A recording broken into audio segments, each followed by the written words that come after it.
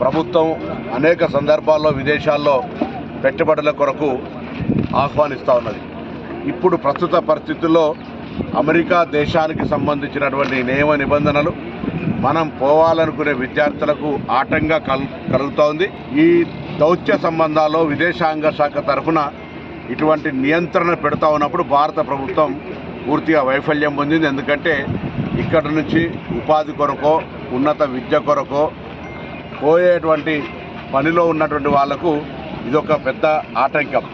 నేను ఈ సందర్భంగా తెలంగాణ బిడ్డలందరికీ అమెరికాలో లేదా విదేశాల్లో ఉన్నటువంటి వాళ్ళ యొక్క తెలివంతులు, ఉదాహరణకు మన దేశానికి సంబంధించిన 100 మంది సీఓలు బయట దేశాల్లో ఉన్నారు.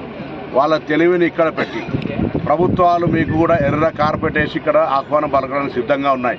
వేరే దేశాలలోనూ ఇన్వెస్ట్మెంట్ చేయమని కంటే మీరు వేరే దేశాల్లో ఇన్వెస్ట్ చేసిన అమౌంట్ అంతా తెచ్చి ప్రభుత్వం మీకు సానుకూలంగా పాలసీ తయారు చేసే ప్రయత్నం జరుగుతుంది.